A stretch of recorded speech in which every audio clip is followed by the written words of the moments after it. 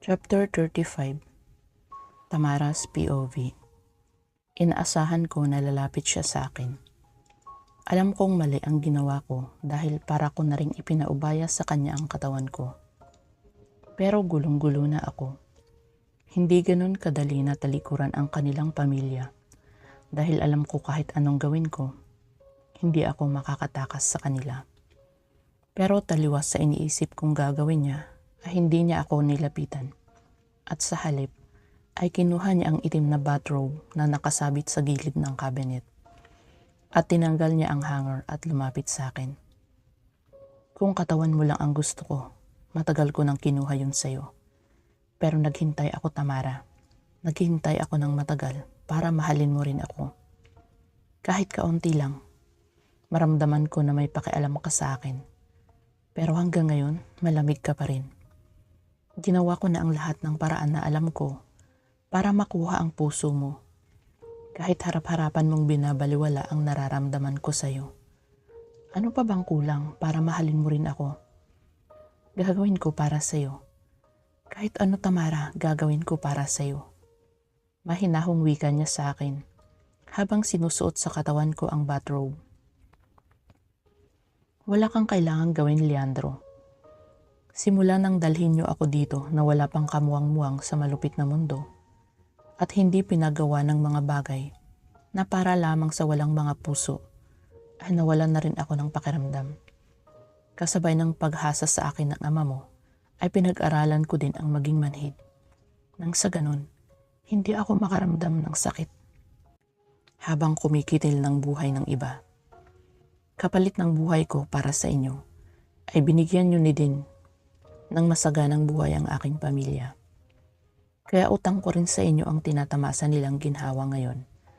Pero hindi ko gagawin ang gusto mo dahil wala akong nararamdaman para sa iyo.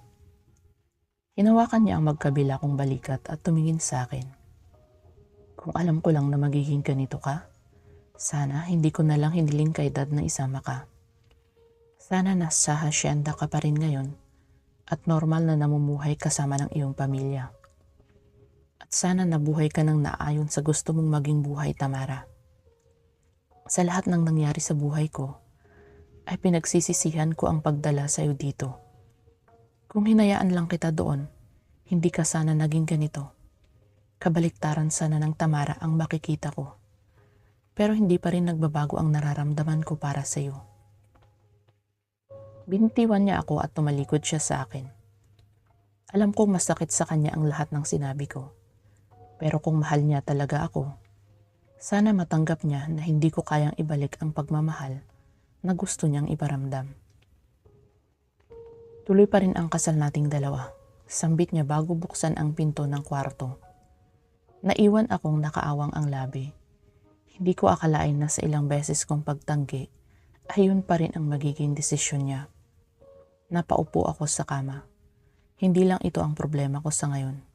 Pati na rin ang pagkuha ng fingerprint sa Casa Hotel ay iniisip ko. Sarado na daw ito sa ngayon pero may mga bantay sa labas. Kaya mahirap makapasok. Kung sa harapan ka papasok, kailangan kong mabura at maitago ang ebidensya. Dahil kung hindi, malalaman at malalaman din ni Mr. Yao na si Nathan ang pumasok sa casa at ang nagsimula ng gulo sa negosyo niya. Malaki ang koneksyon ni Mr. Yao sa matataas na opisyal. Kaya makakaya niyang makuha ang kakailanganin niyang sagot para matuntun si Nathan at Raul. At alam kong hindi lang ito ang gagawin nilang hakbang para mahuli ang mga ito. Kailangan kong mag-isip at gumawa ng paraan. Kinagabihan ay nagpahatid na lamang ako ng pagkain para sa hapunan. Wala rin naman akong lakas ng loob na humarap sa kanila pagkatapos ng nangyari. At ayoko na rin na pag-usapan ulit ang tungkol sa bagay na yun. Mabuti na rin at umalis si Mr. Yao at Zax. Ang pagkakaalam ko ay lumabas din si Leandro. Kaya magkakaroon ako ng time para gawin ang plano. Pagkatapos kong kumain ay naligo na rin ako. Ilang minuto lang ay tapos na rin akong magbihis. Itim na pantalon, itim na hoodie jacket, at itim na mask ang suot ko. Malalim na ang gabi nang lumabas ako sa mansyon. Pinatay ko rin ang lahat ng CCTV sa daraanan ko para kung sakali man ay hindi nila ako mahuhuli. Hindi naman kasi ako sa harapan ng mansyon dumaan, kundi sa sekretong daanan na ako lang ang nakakaalam. Pagkalabas ko ng mansyon, ay tinungo ko ang kalsada at pumara ng taxi papunta sa Casa Hotel. Ilang minuto rin ang naging biyahe ko bago ko marating ang Casa Hotel. Nasa malayo ako at tinitignan ang harapan. Isang police car ang nagbabantay sa labas at marami din ang naka-uniforme na nasa guardhouse. Sabi ni Zax ay hindi pa raw tapos ang investigasyon ng Casa Hotel, kaya binabantayan daw nila ito dahil baka may kumuha ng ebidensya sa loob. Sa laki ng hotel ay hindi kakayanin ng iilang investigador na imbestigahan ng mabilis ang Casa Hotel dahil bukod sa marami itong sekreto, marami ding nakatagong ebidensya dito, lalo pa at pinipigilan ni Mr. Yao sa pamamagitan ng kanyang koneksyon. Isa lang ang paraan para pumasok sa Casa Hotel. Yun ay kung dadaan ako sa likurang bahagi para hindi makaagaw ng atensyon sa mga bantay. Kaagad akong kumilos upang tunguhin ang likurang bahagi ng hotel. Kaagad akong tumalon sa mataas na pader na 2 tao siguro ang taas. Dahan-dahan kong binuksan ang likod na pinto. Labasan ito ng mga taong nagtatrabaho sa restaurant at kabisado ko na rin ang lahat ng pasikot-sikot sa hotel. Pagkapasok ko ay nagtuloy-tuloy na rin akong umakyat sa hagdan dahil wala namang elevator. Dala ang maliit na flashlight na nagsisilbing liwanag sa daraanan ko, ay agad kong tinungo ang 5th floor para puntahan ang kwarto na tinuluyan ni Nathan. Dahan-dahan kong binuksan ang pinto ng kwarto at pumasok sa loob. Nandoon pa rin ang lahat ng ginamit nila noong araw na yon. Ang mga baso at plato ay nandoon pa rin. Kaagad kong nilapitan ang lahat ng gamit at binura ang fingerprint na posibleng maiiwan. Hindi ko lang alam kung kailan gagawa ng hakbang si Mr. Yao, kaya inunahan ko na sila. Hindi naman nagalaw ang kama, ibig sabihin walang nangyari sa dalawang yun. Nagsuot ako ng itim na gloves para hindi maiwan ang fingerprint ko habang nililinisan ang mga gamit na posibleng ginamit nila. Makalipas ang ilang minuto ay tapos na rin ako. Pipihitin ko na sana ang pinto pero umikot na ang seradura at bumukas ito. Mabilis akong nakapagtago sa likod ng pinto at pinatay ko ang aking flashlight. Sa sobrang tahimik ng lugar, dinig na dinig ko ang malakas na tibok ng aking puso. Hindi ko akalain na may ibang taong papasok din dito. Kailangan kong makalabas. Dahan-dahan kong kinuha ang nakatagong combat knife sa loob ng damit ko. Habang pinapakiramdaman ang paggalaw ng lalaki sa loob, may hawak din siyang flashlight pero hindi ko makita ang kabuuan niya. Nasisiguro kong tauhan din siya ni Zax. Madali lang sa akin na patulugin siya. Kailangan kong gawin yun dahil hindi rin naman ako makakalabas ng walang ingay na maririnig niya. Sinundan ko ang ilaw na hawak niya at mabilis ko siyang sinugod. Ngunit kabaliktaran ng inaasahan ko, ay mabilis niyang napigil ang kamay ko. Sino ka? Parang binuhusan ako ng malamig na tubig nang marinig ko ang boses niya. Hindi maaari ito. Si Zax. Chapter 36. Tamara's POV. Hindi ko siya pwedeng patayin. Kahit na tinutulungan ko si Nathan ay hindi ko magagawang paslangin kahit sino man na parte ng pamilyang pinaglilingkuran ko sa matagal na panahon. Mabilis na binitawan ko ang patalim na hawak ko at sinalo ko ito ng isang kamay. Buong lakas kong hinila ang kamay ko pagkatapos ay yumuko ako at nagkaroon ako ng pagkakataon na patirin siya gamit ang aking paa. Nang matumba siya ay mabilis akong tumayo upang tumakbo sa kinaroroonan ng pinto. Wala nang ilaw sa buong kwarto at tanging liwanag na lamang ng buwan ang tumatagos sa salamin ng room. Hindi ka makakatakas sa akin. Hinila niya ang balikat ko kaya hinawakan ko ang kamay niya at buong lakas kong pinilipit yun bago ko siya tinulak ng buong lakas. Wala na akong choice kahit ayoko siyang saktan, ay isang pagkakamali ko lang malalaman niya ang totoo. Nahawakan ko ang seradura ng pinto at kaagad kong pinihit yun, pero naramdaman ko pa rin na susugod siya sa akin. Patawarin mo ako, Zax. Hinarap ko siya at ginamit ko ang bilis ko upang sugatan siya sa kanyang binti. Mas magaling siyang makipaglaban sa akin dahil halos sabay lang kaming nagsanay. Pero mas matalas ang pakiramdam ko. Ito na lang ang paraan para makatakas ako nang hindi ko siya natutuluyan. Sinigurado ko naman na tintsado ko at makukuha niyang sugat mula sa malalim kong combat knife. Narinig ko ang impit na sigaw niya. Wala na akong sinayang na sandali at kaagad kong pinihit ang pinto para makatakas. Mas pinili ko sa emergency exit lumabas dahil baka sundan o may sumunod pa rin sa akin. At mula sa nakabitin na hagdan ay tinalon ko na pababa. Wala na akong oras, kailangan na doblehin ko ang kilos ko at siguruhin na hindi nila ako mahuhuli. Lakad takbo ang ginawa ko nang makalayo na ako sa kinaroroonan ng Casa Hotel. Pagkarating sa kalsada ay kaagad akong nagpara ng taxi. Hingal na hingal ako nang makaupo na ako. May bahid na pag-aalala para kay Zax, pero alam ko hindi siya mamamatay sa sugat na ginawa ko sa kanya. Kung nakapasok siya doon ng walang kahirap-hirap, magagawa din niyang makalabas kahit may iniinda pa siyang sugat. Pagkarating ko sa mansyon ay tinungo ko ang sekretong daan papasok. Kaagad akong pumasok sa kwarto at inilak ang pinto. Saka lang ako nakahinga ng maluwag nang maisandal ko na ang likuran ko. Tapos na ang problema ko kay Nathan. Ang problema ko naman ngayon ang haharapin ko. Pero sa ngayon magpapahinga muna ako dahil madaling araw na din. Naligo ako ulit, nagsuot ng pantulog. Pagkatapos ay tinapon ko sa basurahan ang sinuot kong damit. Nilinisan ko patalim na may pahid pang dugo at ibinalik ko sa cabinet. Umupo ako sa kama at iniisip kong nakauwi na kaya si Zax.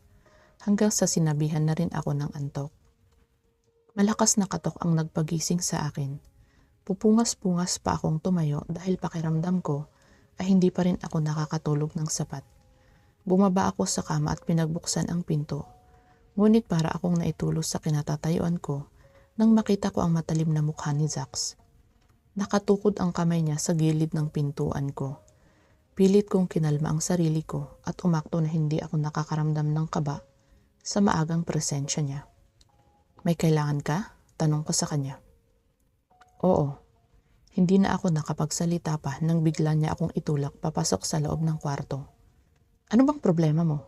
Sigaw ko sa kanya para maitago ang kaba na aking nararamdaman. Bakit mo ginawa yun? Bakit mo binura ang ebidensya? Nagbabaga na ang mga mata niya habang matalim na nakatingin sa akin. Ano bang sinasabi mo? Sumilay ang nakangisi niyang ngiti saka humakbang papalapit sa akin. Napadako ang tingin ko sa may binti niyang may nakabalot na puting tela. May bahid pa yun ng dugo. Saka ko pa lamang napansin na madalim pa rin sa labas. Siguro ay kakarating niya lang, kaya siguro mabigat pa rin ang pakiramdam ko. Akala mo ba, porke natakasan mo ako kagabi, hindi ko malalaman na ikaw yun, Tamara? Bakit mo ginawa yun? Bakit mo kami tinraidor? Bakit? Galit na sigaw niya. Sigurado akong hindi niya ako nakilala dahil nakasuot ako ng mask. Wala akong alam sa sinasabi mo. Umalis ka na dito, Zax, singhal ko din sa kanya. Pero lalong dumilim ang mukha niya at buong lakas niya akong tinulak sa bader. Napangiwi ako dahil sa lakas ng tulak niya sa akin. Hinarang pa niya ang kanyang braso sa leeg ko. Magkasama tayong nagsanay, Tamara. Kabisado ko ang bawat galaw mo. Maaring hindi kita nakita pero alam ko ang kilos, amoy at ang bagay na to. Itinaas niya ang kanyang kamay at ipinakita sa akin ang singsing na may kulay itim na bato. Parang binuhusan ako ng malamig na yelo. Hindi ko napansin na nakuha niya iyon sa kamay ko. Zax! Malingaw-ngaw ang boses ni Leandro sa buong kwarto ko. Naabutan niya kami sa ganoong posisyon. Bitiwan mo siya? Nagulat ako sa ginawang paghugot ng baril ni Leandro at ngayon ay nakatutok na ito sa ulo ni Zax. Bitawan mo siya. Ang lakas na ang loob mo na pumasok sa kwarto niya at gawin ito sa kanya. Sino ka ba sa bahay na to? Anak ka lang ni Dad sa labas. Tapos kung makaasta ka ng ganyan, hindi mo na ako nirespeto. Yung babaeng pakakasalan ko pa ang gaganituhin mo? Marahas niya akong binitawan at humarap siya kay Leandro. Kinuha niya ang baril nito at itinutok sa akin. Alam kong sampid lang ako sa pamilyang ito, pero naghirap din ako para magkaroon ng papel sa pamilyang ito, Leandro. At kung hindi kita nirespeto, sana hindi ako pumayag sa gusto mo na ako ang mamahala sa negosyo ni Dad sa labas ng bansa. Sana hindi ko pinaubaya sa iyo ang babaeng yan. Pero tama ang ginawa ko dahil isa siyang traitor. Nanlaki ang mata ni Leandro sa kanyang narinig at sandaling tumingin siya sa akin. Anong ibig mong sabihin? Seryosong tanong niya dito. Ang babaeng gusto mong pakasalan ay ang babaeng sisira sa pamilya natin at magpapabagsak kay Dad. Chapter 37. Tamara's POV. Wala na rin akong magagawa pa. Kahit na magsinungaling ako ay nahuli na rin ako ni Zax at alam ko na hindi ko na siya maloloko pa dahil sigurado na siya sa lahat ng pruweba niya. Kung hindi si Zax ang nakaharap ko kagabi, baka may pag-asa pa akong makatakas ng walang kahit na sino pa ang manghihinala. Pero huli na ang lahat. Sinuntok ni Leandro si Zax kaya sumubsob ito sa ibabaw ng aking kama. Bago ka magbintang ng mga paratang mo, siguraduhin mo lang na tama ka. Dahil kung hindi, ipapadala kita sa mas malayong lugar para hindi ka na makabalik pa dito ng buhay. Pagkatapos niyang sabihin yon, ay nilapitan niya ako at tinulungan na makatayo. Ha! At sa tingin mo, ako lang ang nakakaalam ng ginawa ng traitor na yan? Nakangising sabi ni Zax sa kanya habang pinupunasan ang bahid ng dugo sa kanyang labi. At sino pa? Pare-pareho ko kayong sisipain palabas ng mansyon na to. Magsasalita na sana ako nang biglang pumasok ang mga tauhan ni Mr. Yao. Kanya-kanya sila ng posisyon habang nakaharap at nakatutok ang baril nila sa akin. What the hell are you doing? Galit at malakas na boses ni Leandro. Bumungad sa amin ang pagpasok ni Mr. Yao sa loob ng aking kwarto. Dad, usal niya. Pero tahimik lang itong naglakad at tinungo ang estante kung saan nakalagay ang koleksyon ng mamahalin kong katana na siya pa ang nagbigay sa akin. Binuksan niya ang glass sa ibabaw at kinuha ang pinakaunang koleksyon ko na bigay niya sa una kong laban. Alam mo ba kung gaano kahalaga sa akin ang mga sandatang ito, Tamara? Ito ay mula pa sa aking ninuno. Leader siya ng isang makapangyarihang angkan at ito ang tumapos sa lahat ng kalaban niya, kaya marami na ring dugo ang dumaloy dito. Ibinigay ko ito sa'yo dahil gusto kong gamitin mo rin ito para sa mga taong nagtatangka na pabagsakin ako. Unti-unti niyang tinanggal ang katana sa loob ng pinaglalagyan nito at itinutok sa akin ang dulo nito. Dad, can you please stop this? Hindi siya pinansin ni Mr. Yao at sa akin pa rin ang atensyon nito. Hindi ko akalain na magiging traidor ka sa aming pamilya. Na magagawa mo kaming ipagkanulo sa kalaban. Natutulungan mo silang makatakas. Akala mo ba hindi ko malalaman ang ginawa mo sa basement ng hotel? Pati na rin ang pagtapos mo sa mga tauhan ni Damaso. Masyado mong minaliit ang aking pamilya at inabuso ang tiwala na ibinigay namin sa'yo. Tura niya sa akin. Kung alam na niya ang lahat, siguro nga ay katapasan ko na rin. Kahit paano ay masaya akong mawawala sa mundong ito. Dahil naranasan ko ang mahalin ng isang tao. At siguro nga ay hanggang dito na lamang ang buhay ko. Kaya malugod kong tatanggapin kung ano man ang gusto nilang gawin sa akin. Dad, ano bang pinagsasasabi niyo? Walang kinalaman si Tamara sa lahat ng binibintang niyo. May ebidensya ba kayo? Hindi niya magagawa ang bagay na yan. Hinarang niya ang kanyang sarili sa pagitan namin ng kanyang ama. Masyado ka ng bulag, Leandro. Kaya kahit narinig mo na ang lahat ng sinabi ko, ay siya pa rin ang ipagtatanggol mo. Pero hindi ko hahayaan na hindi niya pagbayaran ang lahat ng ginawa niya sa pamilyang ito. Kung sino man ang mga kasama niya, ay ipapahanap ko sila at sabay-sabay ko silang papatayin. Dalhin niyo na yan, utos niya. Mariin akong napapikit. Kahit na magtangka pa akong lumaban, alam kong hindi ko sila kakayanin lalo pat nandito si Zax.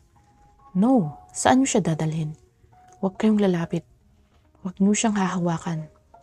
Dad, hindi na niya naituloy ang sasabihin niya nang bigla siyang paluin sa batok ni Zax. Dalhin niyo ang anak ko sa kwarto niya at ikulong niyo. At ang babaeng yan, ikaw na ang bahala sa kanya, Zax. Kung kailangan mong pahirapan ay gawin mo para umamin siya. Wika ni Mr. Yao bago niya kami tinalikuran. Tulong-tulong na rin na binuhat nila si Leandro. Nilapitan ako ni Zax at nilagyan ng cable tie ang kamay ko. Mas mabuti pang umamin ka na ngayon, Tamara. Kung inaakala mong patatawarin ka ni Daddy, nagkakamali ka. Kahit anak niya, kaya niyang patayin basta humarang sa plano niya. Pero mas malala ang ginawa mong kasalanan. Kaya umamin ka man o hindi, sigurado akong isa lang ang patutunguhan mo.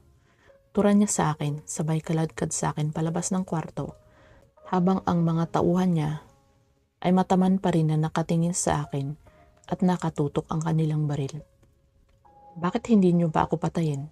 Kahit anong gawin niyo, wala akong aaminin dahil wala akong ginawang masama. Hinarap niya akong muli at hinawakan ng mahigpit ang baba ko. Ramdam na ramdam ko ang puwersa ng kanyang kamay sa panga ko. Hindi ka pa namin pwedeng patayin dahil may sasabihin ka pa sa amin. Pero kapag nagmatigas ka, alam mo na kung ano ang mangyayari. Makahulugan niyang sabi sa akin. Kung takot man ang nararamdaman ko sa ngayon, ay hindi ito para sa aking sarili, kundi para sa aking pamilya na nasa hasyenda. Hindi ko rin naman magagawang ipagkanulusinitan dahil ayoko siyang mapahamak. Kuya Zax, what's happening here? Tanong ni Sofia nang makita niya kami dahil pababa na kami ng hagdan. Binitawan niya ang baba ko at hinarap si Sofia. Bumalik ka na sa kwarto mo, huwag ka nang magtanong pa. Hinila niya akong muli kaya napasunod na ako sa kanya. Kung alam ko lang na makikilala niya ako kagabi, ay hindi na sana ako bumalik pa sa mansyon. Pero huli na para magsisi dahil kahit ako, alam ko hindi ako mapapatawad ni Mr. Yao. Saan mo ba talaga ako dadalhin, Zax? Tanong ko sa kanya nang maisakay na niya ako sa van. Hindi mo na kailangang malaman pa. Sa ngayon magpahinga ka dahil kakailanganin mo ng lakas mamaya para umamin sa lahat ng kasalanan mo. Sagot niya sa akin. May idea na ako kung saan niya ako dadalhin. Sa warehouse kung saan hinahatulan ang lahat ng taong gustong mabura sa landas ni Mr. Yao. Pero bago nila ito papatayin, ipaparanas muna nila dito ang sakit hanggang sa mamatay ang taong yun. Isa pa yun sa sekreto ng pamilya nila. Kaya kahit gaano pa kadami ang taong ililigpit nila, ay hindi na ito nakikita pa dahil sila na mismo ang tumatapos dito at bumabaon sa mga ito. Kung makakausap ko lang sana si Leandro at kung may matitira pa siyang pagmamahal sa akin pagkatapos niyang malaman ang ginawa ko, kahit iligtas man lang niya ang pamilya ko, kahit wag na ako basta hindi lang sila mapahamak, ay nakahanda na akong mamatay. Kasama ang alaala na tinalikuran ko sa piling ni Nathan. Chapter 38. Nathan's POV. Kumusta na siya? Tanong ni Mr. Mendoza. Nandito na kami sa safe house kung saan namin dinala noon si Alexane. Alam na rin niya ang lahat ng nangyari at kasalukuyang nagpapagaling ito sa kanyang sugat at nagpapahinga na siya simula pa kanina. Nalaman din namin na pagkatapos kong ma-send yung video kay Mr. Mendoza ay pinakilos na agad nilang special unit na magre-raid ng Casa Hotel.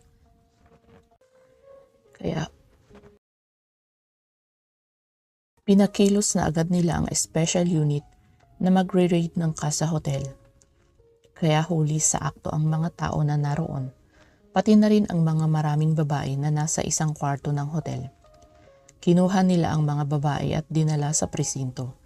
Nalaman nilang ang ilang babae na naroon ay matagal nang pinaghahanap. Kaya naging matibay ang kaso namin para maipasara at mahuli si Mr. Yao at si Damaso. Pero kulang pa ang aming ebidensya. Kailangan pa naming pagtibayin ito.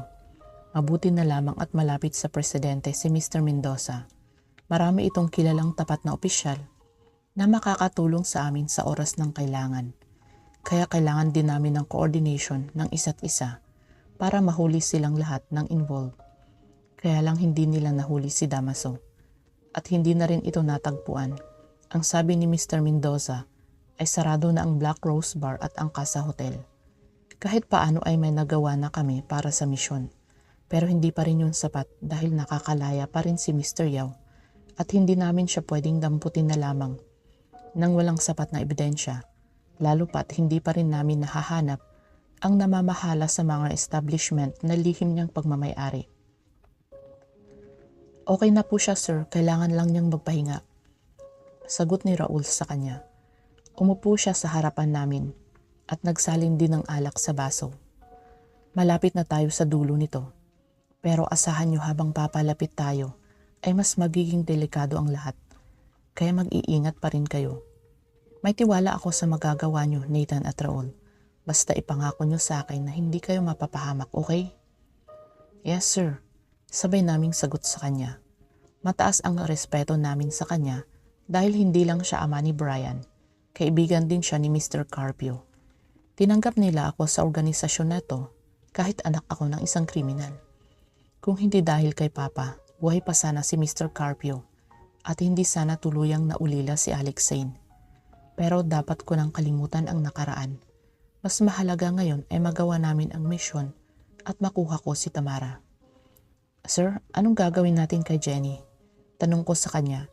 Hindi kasi namin pwedeng pabayaan ito dahil ulila na rin ito. At nag-aalala ako na baka mahuli siya ni Mr. Yao. Sa ngayon, dito muna siya.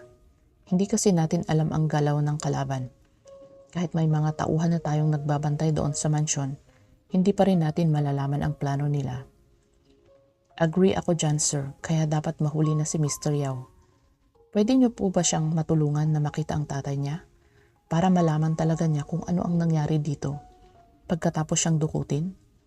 Napatango ako sa sinabi ni Raul. Yun din ang gusto ko sanang gawin pero pinagsabihan niya kaming huwag muna kaming gumawa ng hakbang dahil mainit pa kami sa kalaban. Sige, bakante ngayon si Arman. Siya na ang utusan ko para sa bagay na yan. Salamat sir. Nais ko pa siyang tulungan kapag maayos na ang lahat.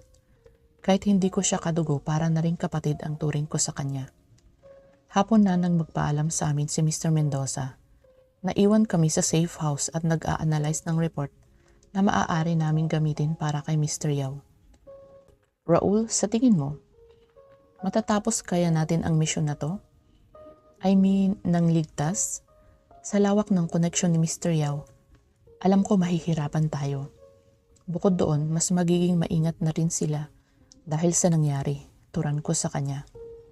Kung hindi mo pa iiralin ang malambot mong puso, baka pa. Pero kung kaligtasan ni Tamara ang palagi mong iisipin, mas magiging imposible yun para sa atin. Sarcastic na sagot niya. Ganun ba siya kahalaga sa'yo, Kuya Nathan? Napatingin kami sa pinto ng opisina kung saan kami nag-uusap ni Raul. Bumungad sa amin ang malungkot na mukha ni Jenny. Napabuntong hininga si Raul. Tumayo siya sa upuan at tinungo ang pinto para lumabas. Jenny, hindi ka pa dapat tumayo. Dapat nagpahinga ka muna sa kwarto mo. Lumakad siya patungo sa harapan ko at umupo sa tapat ko. Kuya, kahit marami akong hindi naiintindihan sa mga nangyayari, alam ko na may gusto ka sa babaeng yon. Pero kung patuloy mong kakalabanin si Mr. Yao, baka hindi lang buhay niya ang mga nganib, pati na rin ang buhay niyo. Ayokong mapahamak ka nang makilala at makita kitang muli. Masaya ako kahit nasa peligro ako. Isa rin yun sa dahilan kaya ginusto kong makatakas sa loob. Sa maniwala ka man o hindi, simula nang makilala kita sa hospital, hindi ka na nawala sa isip ko. Napakabuti mo kahit wala kang sapat na pera. Noong panahon na yun ay tinulungan mo pa rin ako. Alam ko marumi akong babae. Jenny, wag mong sabihin yan. Kahit ano pa ang mga nangyari, pwede mo pa rin baguhin ang sarili mo. May pag-asa ka pang maging masaya. Thank you dahil pinahalagahan mo ang bagay na binigay ko sa'yo. But I'm sorry, ayokong saktan ka. Mahal ko si Tamara. Gagawin ko ang lahat para makuha siya mula kay Mr. Yao. Paano kung ayaw niyang sumama sa'yo? Paano kung mas gusto niya pa ring protektahan ang pamilyang yun? May magagawa ka ba? Di ba? Tinalikuran ka na niya? Lumapit ako sa kanya at hinawakan ang kamay niya. Jenny, please, don't make it hard for both of us. Kahit masaktan ako o kahit mamatay ako, okay lang. Basta mailigtas ko siya. Dahil gaya mo, nakikita ko sa mga mata niya na ayaw na niya sa ganoong buhay. Nararamdaman ko na pangarap niya ding mabuhay ng normal, gaya ng ibang babae. Alam ko na pilitan lang siyang gawin yun. Kagaya ng pagpilit niya sa mga inosenteng gaya niyo. Kaya gagawin ko rin ang lahat para tulungan siya. Dahil mahal na mahal ko siya. Kuya, hindi na ba talaga mababago ang isip mo? Paus ang boses na tanong niya sa akin. Nakita ko ang namumuong luha sa kanyang mga mata. Yes, kahit ngayon lang may magawa ako para sa babaeng mahal ko. Gagawin ko. Because I don't want to feel regrets again for doing nothing. Kinabig ko siya at niyakap. Alam kong masakit sa kanya ang mga sinabi ko. Pero ayoko nang patagalin kung ano man ang nararamdaman niya para sa akin. Nathan, oops, sorry. Wika ni Raul na biglang pumasok sa opisina. Okay lang, ano yon? Bakit parang hingal na hingal ka? Nagtatakang tanong ko sa kanya. Tumawag si Mr. Yao. Bumalik na daw tayo sa mansyon bukas ng umaga.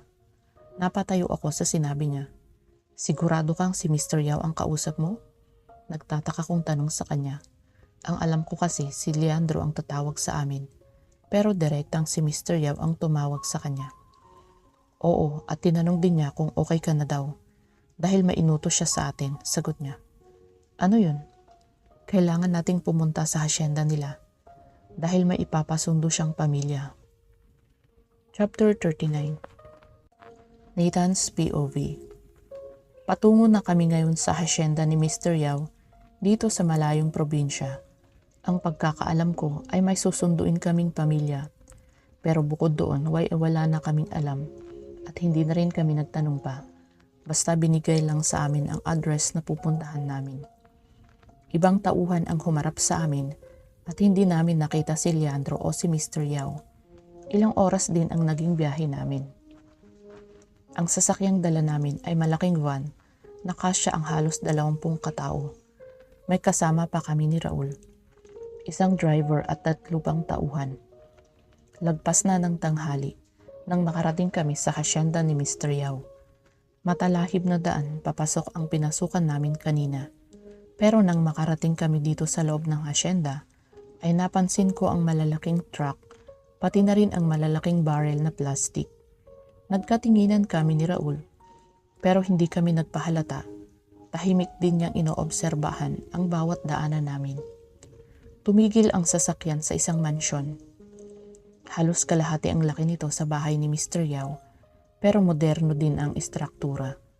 Sumunod kami sa lalaking malaki ang katawan na pumasok sa bahay.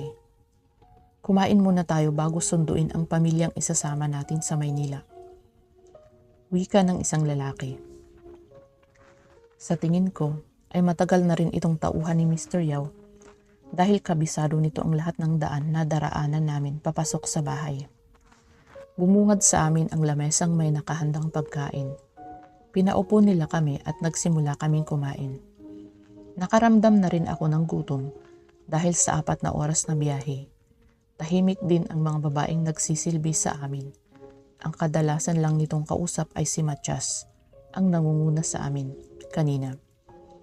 Wala kaming imik sa isa't isa at kumakain lang kami hanggang sa natapos. Ganito kaseryoso ang mga tauhan ni Mr. Yao. Makalipas ng ilang minuto ay tumayo na rin kami.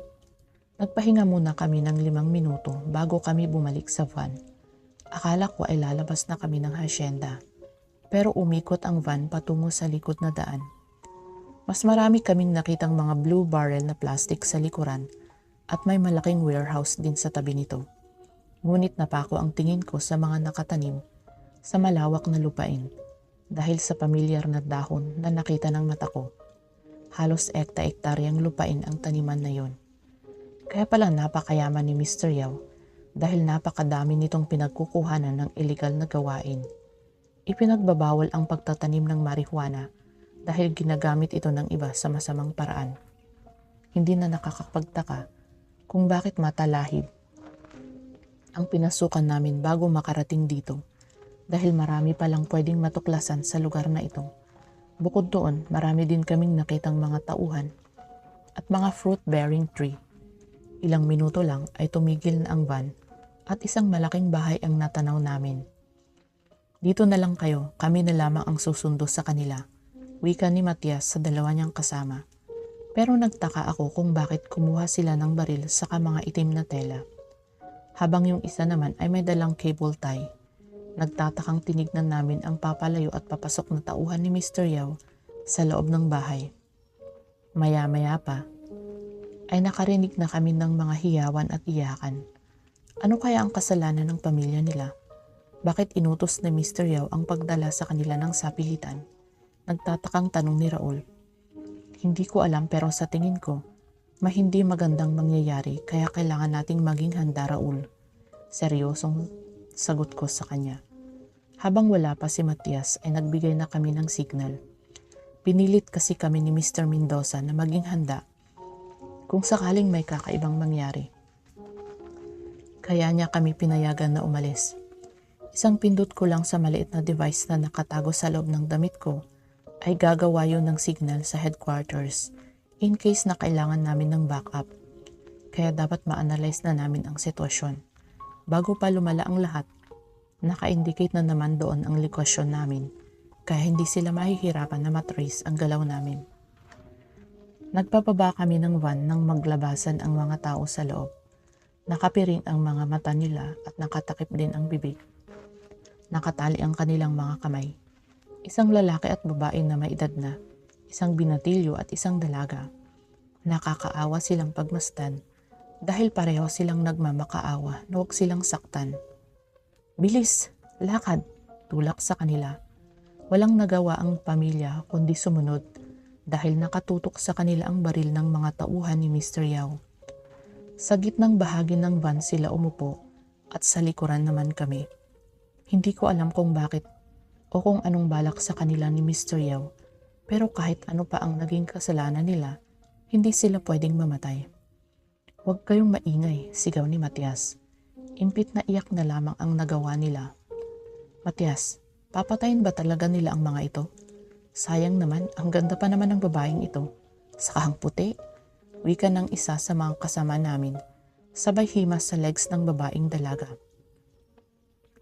Nakita ko ang pag-igting ng panga ni Raul. Siguro ay pareho na kami ng iniisip ngayon. Lalong nagkagulo sila at nagmamakaawa na huwag gawin ang bagay na yun. Tama na yan. Hayaan yung si boss ang magdesisyon dyan. Kaya tara na bago pa tayo gabihin. Kahit paano ay kumalma ako dahil sa pagtigil ng lalaking manyak sa kanyang ginagawa. Nagkatinginan kami ni Raul at nagdesisyon na iligtas ang mag-anak. Kaya pinindot namin ang standby button na nasa loob ng aming damit habang hindi nila nalalaman. Sigurado kasi ako na may mangyayari ngayong gabi at hindi namin hahayaan na may mga tao silang papatayin na walang kalaban-laban. Halos 4 na oras din ang biyahe namin. Sinilip ko ang lugar kung saan tumigil ang van. Isa itong malaking warehouse. Marami ang tauhan sa labas pa lamang. Bukod doon ay matataas na kalibre ng baril ang hawak nila. Pero medyo madilim ang loob ng warehouse. Isa-isang pinababa nila ang pamilya at nag-iyakan na naman ang mga ito. Ang hirap nilang panoorin dahil alam kong natatakot na sila. Ipasok na yan. Naghihintay na si boss. Utos ng lalaki nakakalabas pa lamang sa pinto.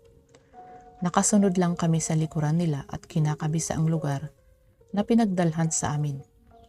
Ha, hindi pa rin ba nagsasalita? Nakangising tanong ni Matias.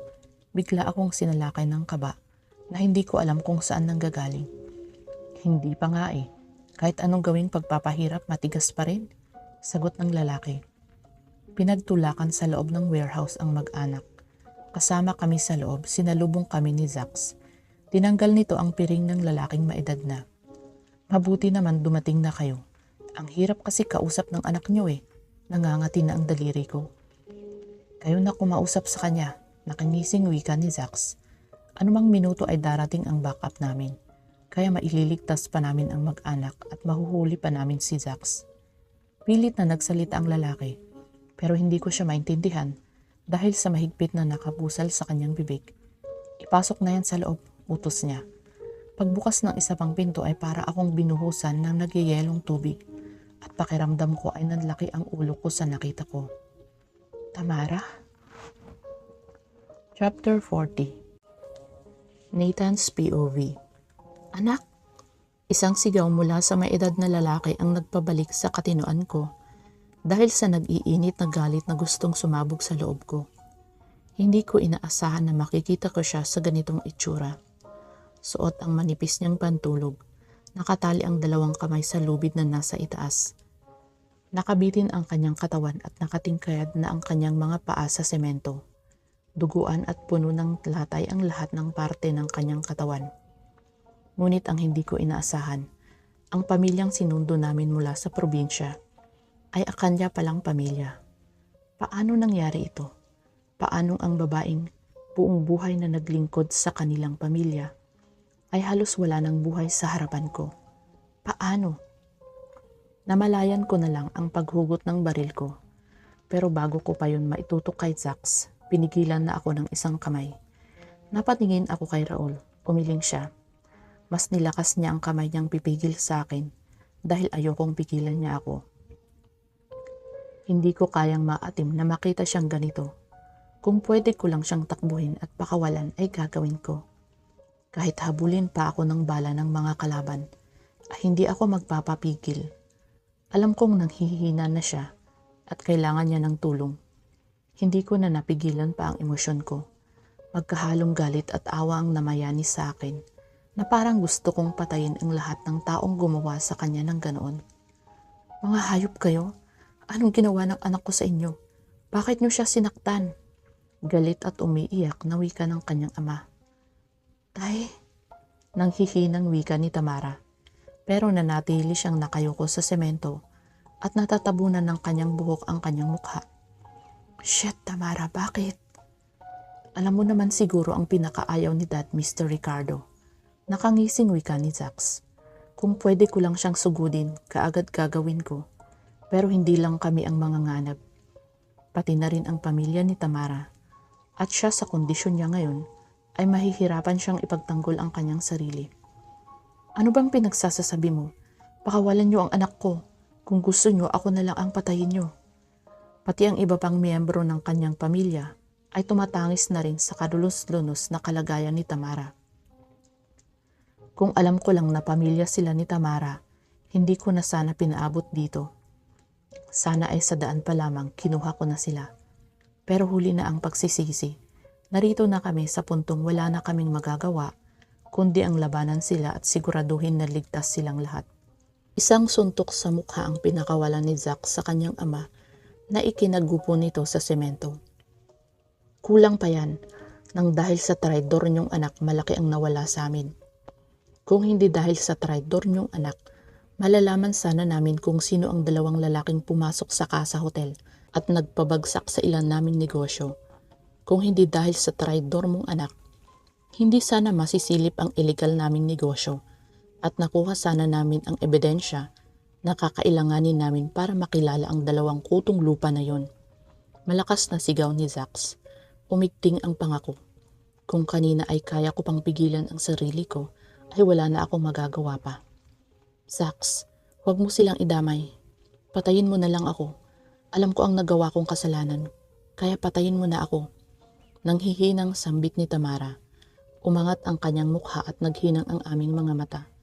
Hindi ko maipaliwanag kung ano ang gusto niyang sabihin, pero sa klase ng tingin niya ay nakikiusap siyang iligtas ang kanyang pamilya. Nagbagsakan ang kanyang luha na humalo na sa duguan niyang mukha. Anong klaseng pagpapahirap ang dinanas niya para lang maitago ang aming katauhan? Hindi niya dapat dinanas ang ganito. Hindi siya dapat nasaktan ng dahil sa amin. Kaagad kong kinuha ang baril ko at mabilis na sinunggaban si Zax. Tinutok ko sa ulo niya ang baril ko habang nasa likuran niya ako at nakapulupot sa leeg niya ang braso ko. Isang putok ng baril ang umalingaw-ngaw, kasabay ng pagkaputol ng tali sa kamay ni Tamara mula sa kisame. Akala ko mas mauuna pa akong sumabog, pero dahil mainitin talaga ang ulo niya, naunahan na niya ako. Pati ang 5 tauhan na nasa loob ng kwarto ay hindi na nakaporma dahil sa bilis ng kamay ni Raul. What the fuck? Anong ibig sabihin nito? Galit na wika ni Zax. Hinahanap mo kami, di ba? Ito na. Nasa harapan mo na kami. Kung ayaw mong sumabog ang bungo mo, pakawalan mo sila. Mariing utos ko sa kanya. Sa tingin mo ba makakatakas pa kayo? Kahit papatayin niyo ako, hindi kayo makakatakas sa Dad.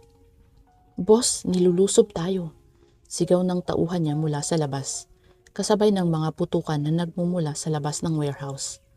Fuck, sino kayo? Ang tatapos sa inyo, mga gago. Kaagad ko siyang hinampas ng malakas sa batok, kaya nawalan siya ng malay. Habang si Raul naman ay tinulungan na matanggal ang tali ng pamilya ni Tamara. Kaagad kong tinakbo si Tamara. Inilagay ko ang ulo niya sa aking hitap. Hinawi ko ang buhok niya. Tamara? Tamara, gumising ka please. Tamara. Nathan, tumakas na kayo. Hayaan niyo na ako. Ang hihinang sambit niya. No, sasama ka sa amin. Sasama kayo sa amin. Kumapit ka lang, okay? Ligtas ka na, ililigtas kita. Please, bear with me, okay? Pilit kong pinatatag ang loob ko. Mas mabuti pang ako ang nasaktan ng ganito, mas kakayanin ko pa. Pero ang makita ko siya sa kalunos-lunos na kalagayan, para na akong mababaliw. Hindi ko na narinig ang sagot niya, pero alam kong buhay pa siya.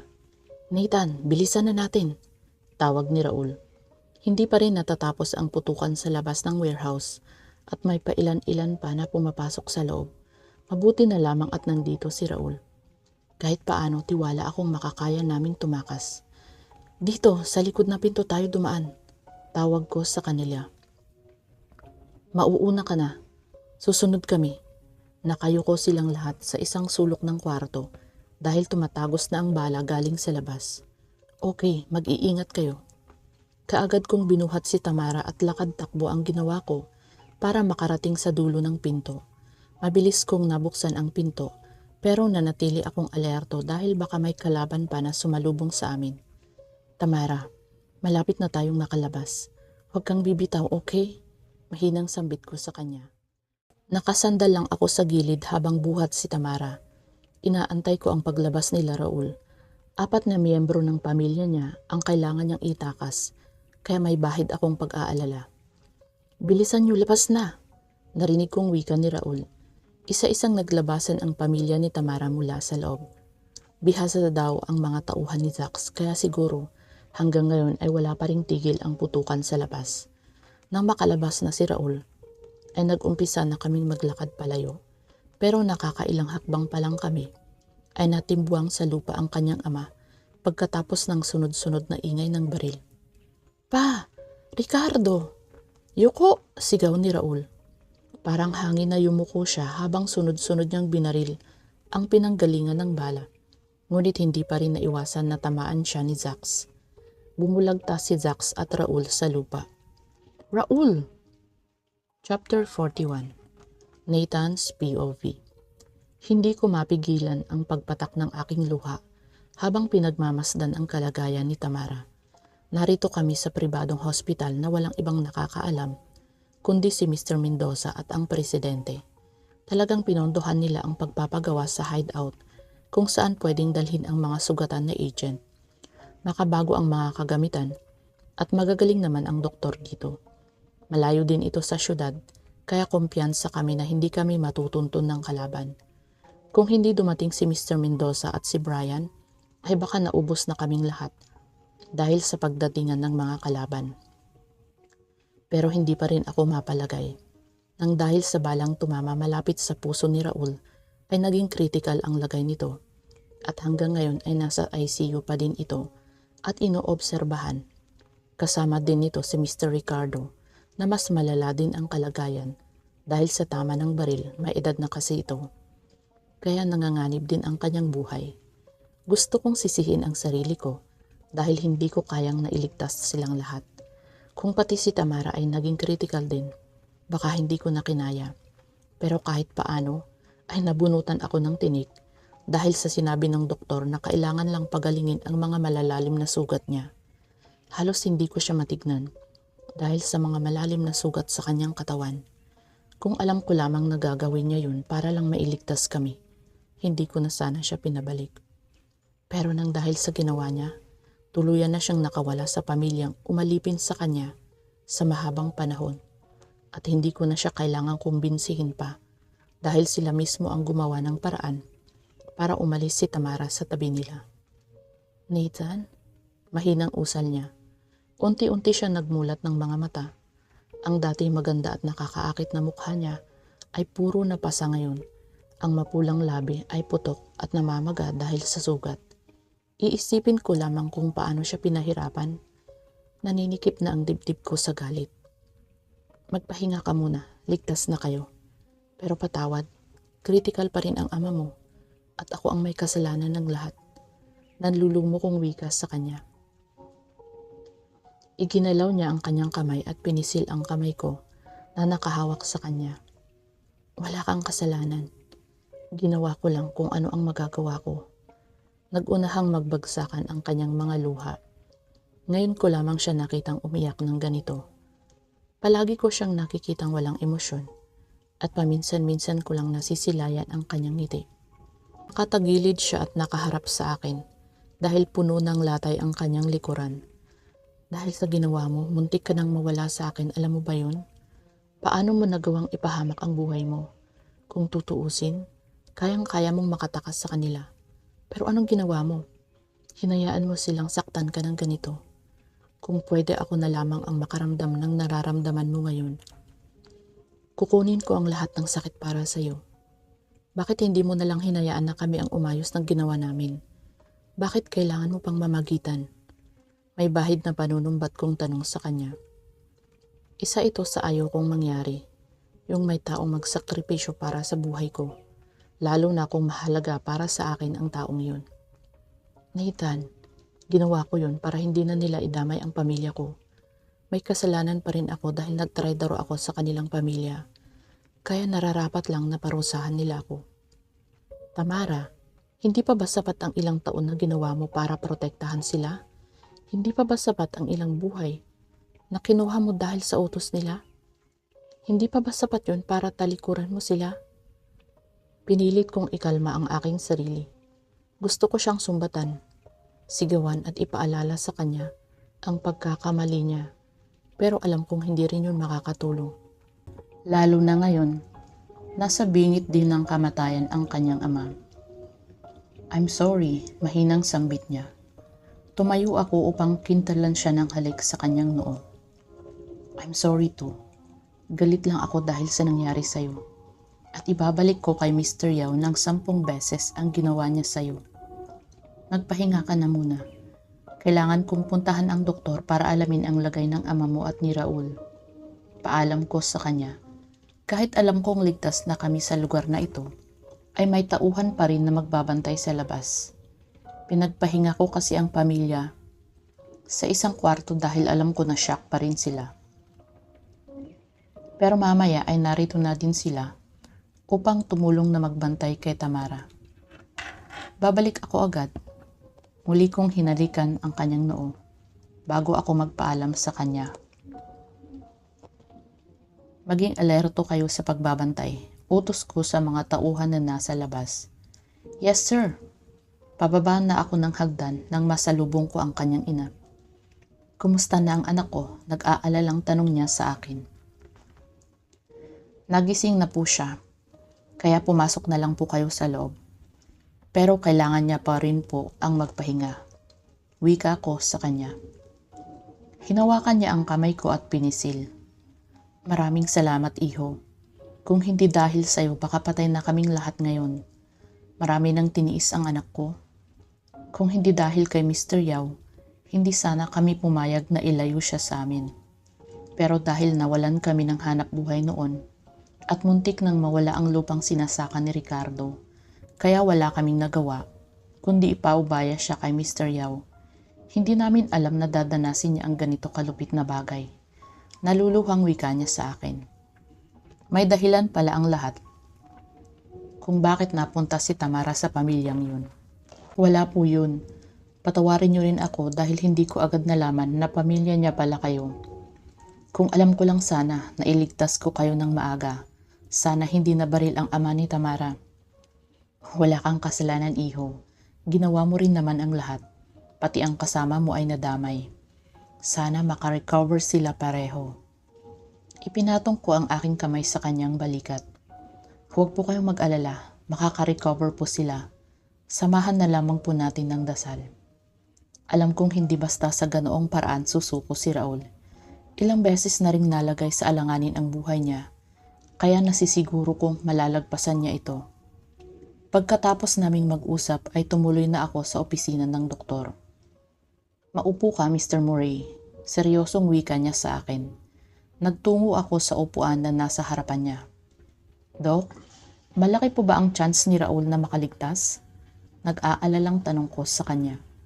Magdamag na rin kasi siya hindi pa rin siya nagkakamalay. To To tell you honestly, hindi ko pa alam. Although natanggal na namin ang bala malapit sa puso niya, hindi pa rin yun magiging kasiguraduhan na wala na siyang magiging komplikasyon. Kailangan lang nating gawin ngayon ay ang mag-intay na magising siya. Napabuntong hininga akong lumabas ng office ni Doc. Ayokong isa man sa amin ni Raul ay mamatay. Lalo pa ngayon, sigurado akong alam na ni Mr. Yao ang tungkol sa amin. Tawag sa phone ang nagpabalik sa akin sa malalim na pag-iisip. Hello, sir? Nathan, nawawala si Zax. What? Paano nangyari yun, sir? Di ba mahigpit ang pagbabantay ninyo sa ospital? Oo, kaya lang hindi na malayan ng mga bantay na nakaalis ito. Pinatay niya ang lalaking nurse na pumasok sa loob ng room niya at sinuot ang damit nito. Hindi siya namukhaan ng mga bantay, pero ginagawa na namin ang lahat para mahanap siya. Papunta na rin kami sa bahay ni Mr. Yao. Okay sir, tutulong po ako sa paghahanap sa kanya. Kaagad akong nagpaalam sa kanya upang maghanda sa pagbalik sa syudad para hanapin ang nakatakas na si Zax. Hindi pa ako tapos sa kanya. Pagbabayarin ko pa siya sa ginawa niya kay Raul at kay Tamara. Chapter 42. Tamara's POV. Hindi ko alam kung ilang oras na akong natutulog. Hindi ko na rin alam kung paano kami nakarating sa ospital na to. At hanggang ngayon ay hindi ko pa rin alam ang tunay na katauhan ni Nathan. Pero base sa mga nakita ko at nalaman, ay konektado siya sa mga otoridad. Kung walang dumating na backup, siguradong hindi na kami makakalabas ng buhay. Anak, kumusta ng pakiramdam mo? Nag-aalalang mukha ni inay ang bumungad sa akin. Ilang taon din kaming hindi nagkita. Siguro nasa 10 taon na, mula nang huli akong umuwi sa probinsya. Hindi pa ako noon inuutosang pumatay ni Mr. Yao. Nasa training pa rin ako noon. Umiiyak na hinagkan niya ang pisngi ko. Anong nangyari? Bakit kailangang danasin mo ito? Patawarin mo ako anak. Dahil sa amin naging pambayad ka kay Mr. Yao. Nang dahil sa amin, lumaki ka ng ganito. Kung hindi kami pumayag na dalhin ka nila, hindi sana umabot na masasaktan ka ng ganito. Hinawakan ko ang kamay niya. Hindi na rin maampat ang luha sa aking mga mata. Pakiramdam ko, ang malaking bato na nakadagan sa aking pagkatao ay nawala. Simula nang makatakas ako sa pamilya nila. Hindi ko akalain na makakaramdam ako ng ganito kagaan na pakiramdam. Kung hindi ko naiisipin ang pumatay ng tao para sa kanila. Yung hindi ko naiisipin na madudungisan na naman ng dugo ang mga kamay ko. Dahil ngayon, malaya na ako. Malaya na ako sa mga taong naging dahilan kung bakit ako naging ganito. Wala na ang kadenang nakatali sa leeg ko. Pwede ko nang gawin ang mga bagay na gusto kong gawin. Hindi ko naaakalain na si Nathan lang ang makakapagpabalik sa aking sarili. Simula nang makilala ko siya sa Black Rose noong gabing iyon, ay tumatak na sa aking isip ang kanyang mukha at ang unti-unti kong pagkahulog sa kanya, ang unti-unti ding bumuhay sa patay kong puso. Inay, wala po kayong kasalanan. Biktima lang tayo ng malupit at mapagsamantalang tao sa mundo. Huwag niyo pong sisihin ang sarili niyo. Para sa akin, masaya na ako dahil nandito kayo at ang mga kapatid ko. Pero kumusta na po si Itay? Gagaling po siya, di ba? Yumuko siya at nakita ko ang paggalaw ng balikat niya. Ayaw niyang ipakita sa akin na nag-aalala siya para kay Itay. Alam kong hindi maganda ang lagay niya dahil yun ang sinabi ni Nathan kanina. Pero umaasa ako na pakikinggan ng Diyos ang panalangin ng makasalanang gaya ko. Dahil alam ko lahat ng tao ay pantay-pantay sa paningin niya. Habang pinahihirapan ang mga tauhan ni Zax, na-realize ko na maiksi lamang ang buhay ng tao, na anytime pwede kang mawala sa mundo nang hindi mo inaasahan, na anytime pwedeng hindi mo na makita ang mga taong nagmamahal sa'yo. Akala ko, tuluyan na akong mamamatay dahil sa tindi ng sakit na dinanas ko. Kaya isinuko ko na sa kanya ang lahat ng kasalanan ko. Isinuko ko na sa kanya ang buhay ko. At kung sakali mang hanggang doon na lang ang buhay ko, at least nagawa kong humingi ng tawad sa kanya para sa mga naging kasalanan ko. Hindi lahat ng tao ay gustong gumawa ng masama.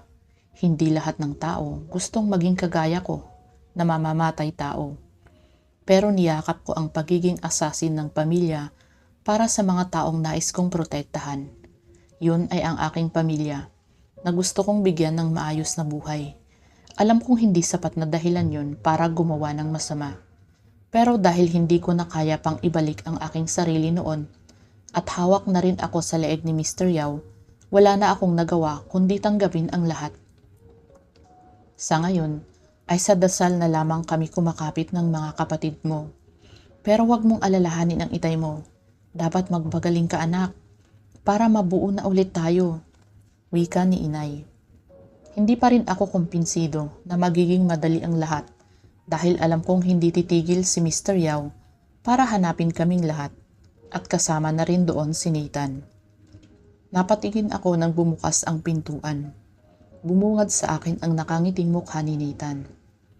Maiwan ko muna kayo, paalam ni inay sa amin. Lumapit siya at inilapag ang gamot sa ibabaw ng table ko. Mamaya magdadala ng pagkain ang nurse sa'yo.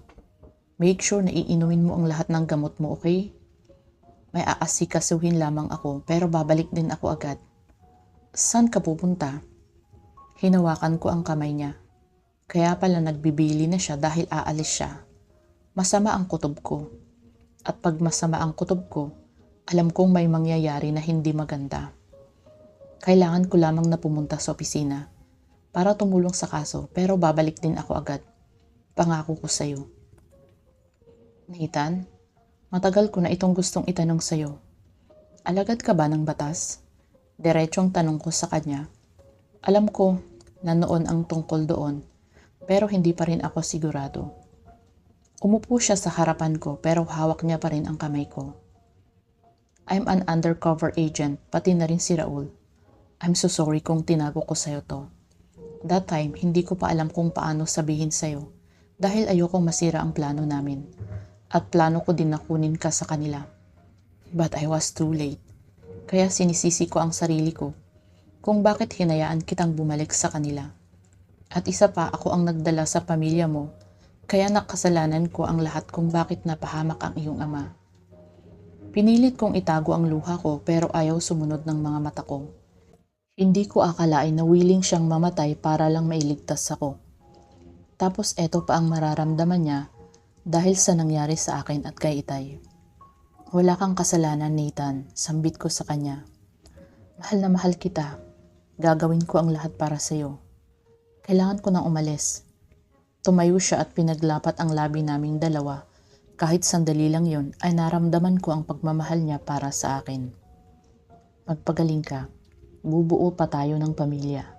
Mahinang bulong niya sa akin nang maghiwalay ang labi namin. Ayoko man siyang paalisin. Alam kong kailangan niyang umalis para sa kanyang misyon. Mag-iingat ka. Kapag umuwi kang may tama ng baril ay hindi kita mapapatawad. Naiiyak kong sabi sa kanya. Pero nginitian lamang niya ako na parang sinasabi niya sa akin na babalik siya agad at wala akong dapat na ipag-alala. I promise, I will be back. Unti-unti niyang binitawan ang kamay ko. Kailangan mong bumalik, Nathan. Chapter 43. Third Person's POV. Kumusta na ang anak ko? Tanong ni Mr. Yao sa doktor na tumingin kay Zax. Nasa sekreto silang hideout upang itago si Zax sa mga otoridad. Okay naman ang anak nyo. Malakas ang katawan niya, kaya kahit 2 tama ng baril ang naging pinsala niya, ay kakayanin pa rin ng katawan niya. Sagot ng pribadong doktor ng pamilya. Matapos na makatanggap ng tawag ni Mr. Yao kanina mula kay Zax, ay gumawa agad siya ng hakbang para mailayo ang kanyang anak dahil paniguradong hindi titigil ang mga otoridad na mahanap siya. Pagkatapos silang kausapin ng doktor na tumingin kay Zax, ay lumabas na rin sila sa kwarto nito para makapagpahinga. Dad, totoo ba yung sinabi ni Kuya? Tanong ni Sofia. Kakatulog lang din ni Zax. Pero bago ito matulog ay sinabi niya kay Mr. Yao ang nangyari, pati na rin ang pagbaliktad ni Nathan at Raul. At hindi yun mapaniwalaan ni Sofia dahil ilang beses na ring niligtas ang buhay niya. Hindi maaaring magsinungaling si Zax. Hindi ako makapaniwalang magagawa ni Tamara ang traidorin tayo. Kung alam ko lang na traidor ang dalawang yun, binalatan ko na sana silang dalawa ng buhay. Masyado akong naging abala kung paano bubuwagin ang BOS. Hindi ko binigyan ng pansin ang lihim na pagpasok ng dalawang iyon. Galit na sagot ni Mr. Yao. Anong balak niyo po ngayon? Sasabihin niyo po ba kay Kuya Leandro? Ano ang dapat kong malaman? Napalingon silang mag-ama dahil sa pagdating ni Leandro. Kahit galit si Leandro sa kanyang ama at kapatid dahil sa ginawang paghuli kay Tamara, ay inisip pa rin niya ang kapakanan ng kanilang pamilya. Kuya, sorry kung ngayon ko lamang ito sasabihin sa'yo, pero matagal ko nang alam na may relasyon si Nathan at Tamara. What? Galit na lumapit si Leandro sa kapatid. Sorry, hindi ko alam na ganito ang mangyayari. Hindi ko alam na may masama pala silang balak sa pamilya natin. Kung alam ko lang, hindi ko na sana pinagtakpan si Nathan. Naiiyak na sabi ni Sofia. Kahit gusto pa niya si Nathan, alam niyang hindi rin naman ito mapupunta sa kanya. Kaya mas nanaisin niyang mawala ito kaysa maging masaya sila ni Tamara. Niisip din niyang ito ang naging dahilan kung bakit nabaril ang kanyang nakakatandang kapatid. Kahit magkaiba sila ng ama ay parte pa rin ito ng kanilang pamilya at mas mahalaga sa kanya ang kanyang pamilya kaysa kay Nathan, kaya napilitan siyang umamin dito. Galit na pinaghahampas ni Leandro ang mamahalin at malalaking vase sa sahig. Hindi niya akalain na si Nathan lang pala ang kukuha sa kanya mula kay Tamara at hindi niya akalain na madali siyang mabibilog ng mga ito. Nasa iisang bahay lang sila pero hindi niya alam na may nagaganap na pala sa dalawa. Kuya, tama na! Sigaw ni Sofia upang pigilan ang pagwawala ng kanyang kapatid. Hinarap siya ni Mr. Yao at pinigilan ang mga kamay. Kung gusto mong magalit, gawin mong kapakipakinabang. Minamaliit tayo ng mga agents na yon. Kung akala nila ay madali nila tayong mapapasuko, nagkakamali sila. Ipapakita natin sa kanila kung paano lumaban ang pamilyang ito. Tiimbag ang nasabi ni Mr. Yao. Umigting ang panga ni Leandro at napakuyom siya sa kanyang kamao. Hindi niya akalain ang babaeng matagal na niyang minamahal at naghihintay siyang mahalin din ito ay mapupunta lang sa iba. Gagawin niya ang lahat para makita ang lalaking umagaw sa kanya kay Tamara at kukunin niyang muli ang babaeng pagmamay-ari niya. Humanda ka, Nathan. Kapag nagkita tayong muli, isa lang sa atin ang mananatiling nakatayo at ako yun. Mabigat ang mga paa niyang humakbang palayo sa kanyang ama at kay Sofia. Sofia, gamitin mo ang fake mong passport para makaalis ng bansa. Pinaayos ko na ang lahat ng papeles mo. Hanggat hindi kami nakakagawa ng paraan para matapos ang problemang ito, kailangan mong umalis pansamantala. Paliwanag ng kanyang ama. Pero daddy, hindi ko kayang iwan kayo dito. Para saan pa ang pagtuturo niyo sa akin ng self-defense? Kung itatago niyo lamang ako para hindi ako mapahamak. Reklamo niya sa kanyang ama. Sundin mo na lang ako. Hindi natin alam ang galaw ng kalaban. Kung wala ka dito, hindi ko na po problemahin ang kaligtasan mo. Walang nagawa si Sofia kundi sundin ang kanyang ama at lumipad patungong Switzerland. Nangako naman si Mr. Yao na tatawag siya parate para bigyan siya ng update. Kahit labag sa kanya ang ginawa niyang pag-alis, ay wala siyang magagawa. Hindi niya kayang tulungan ang kanyang daddy at mga kapatid para lutasin ang kinakaharap ng kanilang pamilya. At dahil yun sa lalaking minahal niya. Dad, mag-iingat po kayo pati na rin sila kuya. Tawagan niyo ako palagi, okay? Umiiyak na paalam ni Sofia sa kanyang ama.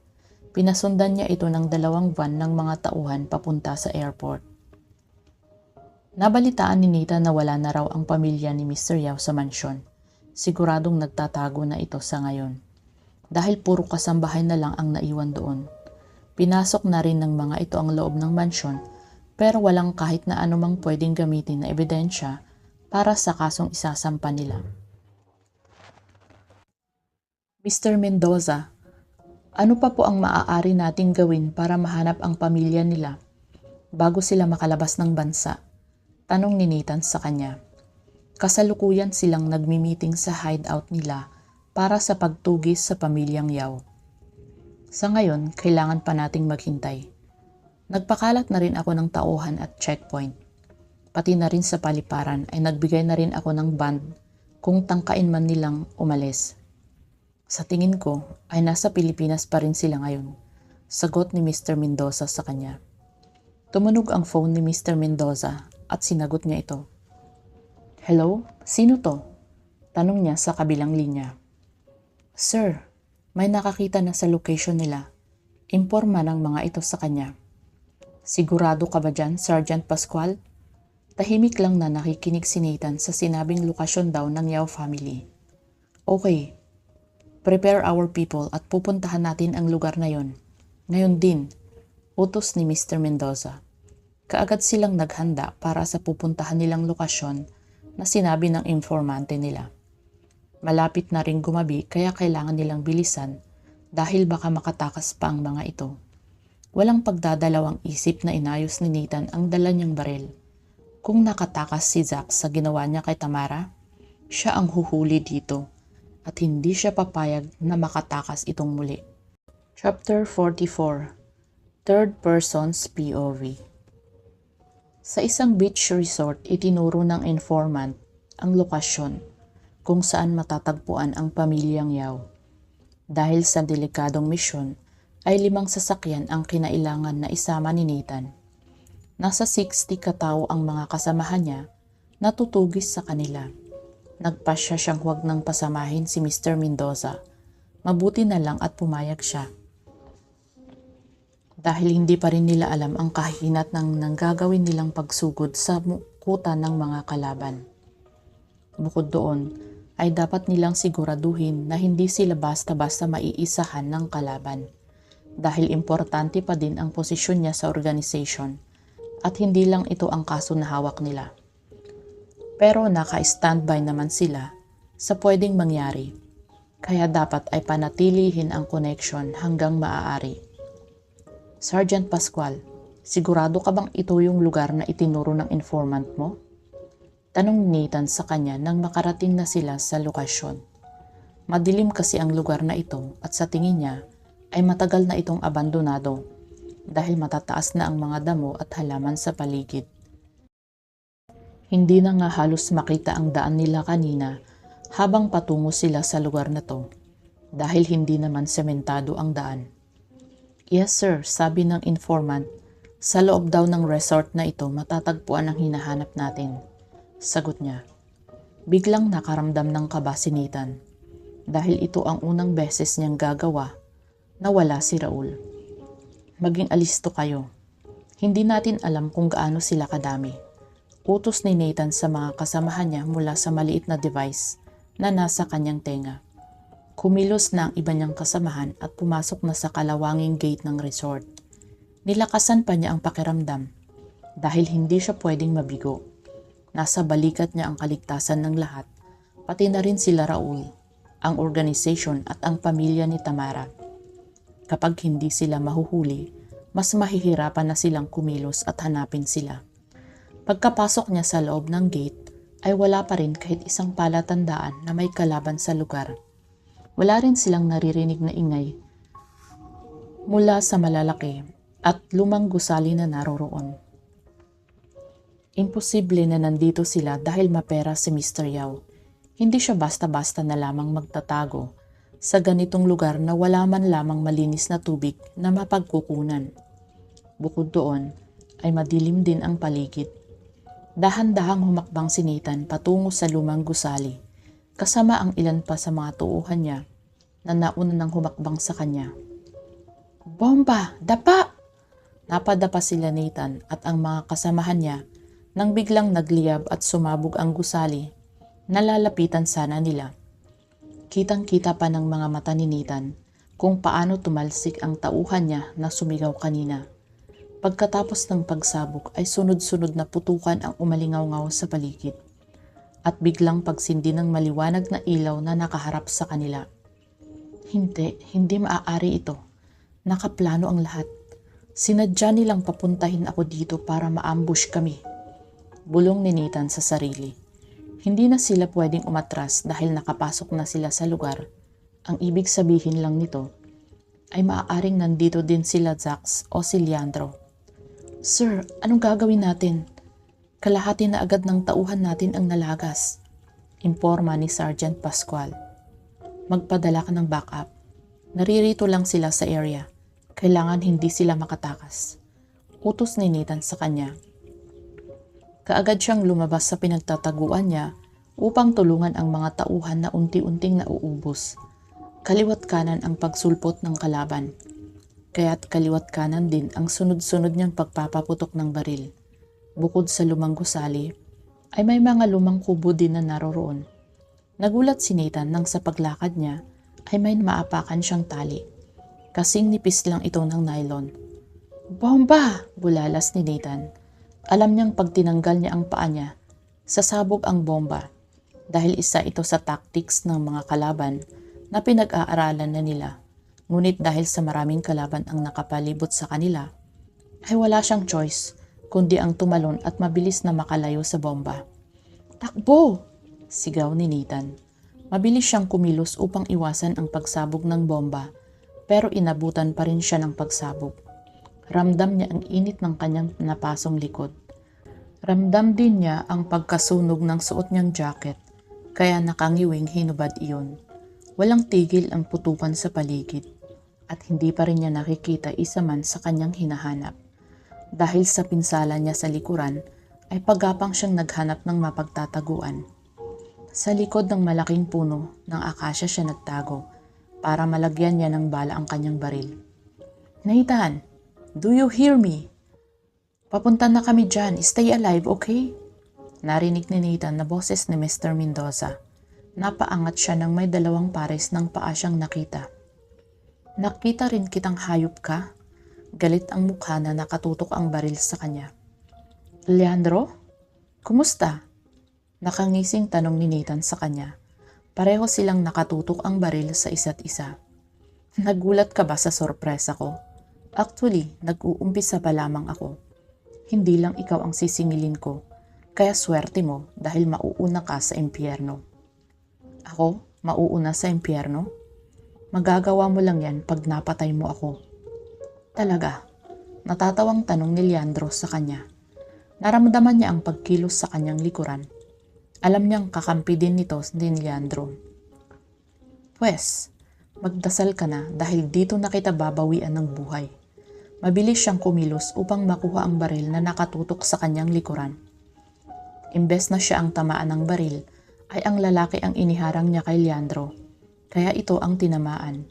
Kung hindi niya nagawa iyon ay butas-butas na din ang kanyang katawan dahil sa sunod-sunod na putok ng baril. Itinulak niya ito papunta kay Leandro at naghanap siya ng mabilis na pagtataguan dahil paparating ng ibang tauhan ni Leandro. Boss! May paparating pang kalaban, sigaw ng isang tauhan niya. Bullshit! Sa motorboat! Dali! Kaagad na tumakbo si Leandro patungo sa dalampasigan upang puntahan ang motorboat na sasakyan niya para makatakas. Ilang tauhan na lamang ang kasama niya dahil ang iba dito ay nakaabang na sa kalaban na darating para siguraduhin makakatakas sila ni Leandro. Kahit masakit pa rin ang sugat ni Nathan, ay kaagad siyang tumakbo para habulin sila Leandro. Isa-isa niyang binaril ang mga tauhan nito na humaharang sa kanya. Madilim na rin sa bahaging iyon ng dagat dahil hindi na ito naaabot ng liwanag. Leandro, hindi ka makakatakas sa akin, sigaw ni Nathan sa kanya. Tagumpay na nakasakay ng motorboat si Leandro. Naghanap siya ng paraan para makasunod dito. Kinuha niya ang isa pang extra na motorboat na sasakyan sana ng ilang tauhan niya para sa pagtakas. 3 lalaki na lamang ang kasama ni Leandro at walang tigil ang pagpapaputok ng mga ito sa kanya. Napaandar naman niya ito. Kaagad niyang tinungo ang direksyon ng papalayong motorboat ni Leandro. Habang bumabaril siya patungo sa kalaban, ay binabaril din siya ng mga ito. Nathan, gusto mo bang maranasan kung paano traidorin? Narinig niyang sigaw ni Leandro sa kanya. Nagtatago pa siya dahil sa kakabaril ng mga tauhan nito, kaya hindi rin siya makalapit sa mga ito. Pwes, kung oo ang sagot mo, tumingin ka sa dalampasigan. Sigaw ulit ni Leandro. Sumilip si Nathan sa dalampasigan dahil sa sinabi nito sa kanya at nanlaki ang mata niya nang makita niya si Sergeant Pascual. May hawak itong malakas na uri ng baril na pampasabog. Sinubukan niyang tumalon sa motorboat dahil sa kanyang direksyon nakatutok ang pampasabog na yun. At kapag hindi siya tumalon sa dagat, ay siguradong magkakalasog-lasog ang kanyang katawan. Pero nang dahil sa pagtayo niya, ay tinamaan siya ng bala mula sa baril ni Leandro. Tuluyang sumabog ang motorboat na sinasakyan niya at nagkapira-piraso at umapoy ang mga bahagi nito sa ibabaw ng karagatan. Chapter 45. Third Person's POV. Kumusta ang naging lakad mo? Tanong ni Mr. Yao kay Leandro. Kakabalik lang nito sa kanilang pinagtataguan na lugar matapos makatakas sa mga otoridad na humahabol sa kanila. Wala na ang pakialam merong Nathan na yun. Sigurado akong naging pagkain na ng isda ang kanyang katawan. Natatawang sabi ni Leandro. Mabuti naman kung ganun. Sinabi na rin sa akin ni Zax na napuruhan daw niya si Raul, kaya siguradong patay na rin to. Ang kailangan na lamang nating problemahin ay si Tamara. Ako na ang bahala sa kanya, Dad. Ang dapat niyong asikasuhin ngayon ay ang BOS, pati na rin ang kasong sinampa laban sa iyo. Paalala ni Leandro sa ama. Huwag kang mag-alala, napag-usapan na namin ni Zax ang bagay na yan. Basta siguraduhin mo na wala nang ibang nakakaalam sa illegal kong negosyo na humihinga pa hanggang ngayon. Pagkatapos niyang kausapin ang kanyang ama, ay umakyat na siya ng kwarto upang magpahinga. Pagkapasok niya sa kwarto ay kumuha siya ng isang basong mamahaling alak. Inisang lagok niya ayon. Wala na ang sagabal sa kanila ni Tamara. Alam niyang tinatago to ni Nathan kaya kahit baliktarin niya ang mundo ay gagawin niya. Mahanap niya lamang ito. Kahit hindi pa niya pinagbantaan ang buhay ng pamilya ni Pascual ay hindi niya mapipilit itong mag-tridor kila Nathan. Marami din siyang nalaman. Ang pagiging agents ng dalawa nalihim na tinutuklas ang negosyo ng kanyang ama. Noon pa man ay nagduda na rin siya dito. Pero hindi niya binigyan ng pansin dahil hindi naman niya nararamdaman na may relasyon na pala ang dalawa. Magtago ka na, Tamara. Alam ko sang nangyari kay Nathan ay mapipilitan kang lumabas sa pinagtataguan mo. Hihintayin ko ang araw na yon at sinisigurado ko sa'yo na hindi ka na makakatakas pa sa akin. Mahinang bulong ni Leandro sa sarili. Magkahalong galit man ang nararamdaman niya para dito, ay nais pa rin niyang makuha ito. Kung dati ay gusto niyang daanin sa maayos na usapan ang para mapa sa kanya si Tamara, ngayon ay nais niya kunin ito ng sapilitan. Samantala ay kagigising lang ni Raul mula sa mahabang pagpapahinga niya. Mabuti na lamang at natanggal agad ang balang bumaon malapit sa kanyang puso. At nasalinan agad siya ng dugo. Samantala, ay kagigising lang ni Raul mula sa mahabang pagpapahinga niya. Mabuti na lamang at natanggal agad ang balang bumaon malapit sa kanyang puso. At nasalinan agad siya ng dugo dahil kung hindi, baka hindi na rin siya umabot ng buhay. Bakit ganyan ang mukha niyo? Buhay pa naman ako ah. Kunot noon na tanong ni Raul. Dahil malungkot na mukha ang bumungad sa kanya. Nasa harapan niya si Mr. Mendoza, pati na rin ang umiiyak na si Jenny. Raul, mabuti naman at ligtas ka na. Nakangiting wika ni Mr. Mendoza. Hindi ako basta mapapatumbal lang ng isang bala, sir. By the way, nasan po si Nathan? Gusto ko siyang makausap. Lalong pumalahaw ng iyak si Jenny dahil sa sinabi niya. Bakit? May nangyari ba habang tulog ako? May ginawa na naman ba si Nathan na hindi sinasabi sa akin? May bahid na pag-aalala si Raul. Nasa ambulansya na siya nang tuluyan siyang mawalan ng malay. Kinakausap pa siya ni Nathan na huwag bibitaw, kaya dapat ay nasa harapan niya lang ito ngayon at inaantay na gumising siya. Hindi namin alam kung buhay pa siya. It's been 3 days already at hindi pa rin nahahanap ang bangkay niya sa dagat. Sumuko na rin ang mga rescuer dahil sa sama ng panahon. Naguguluhan na napakamot si Raul sa kanyang ulo. Anong bangkay? Bakit sa dagat? Ano po ba talagang nangyari?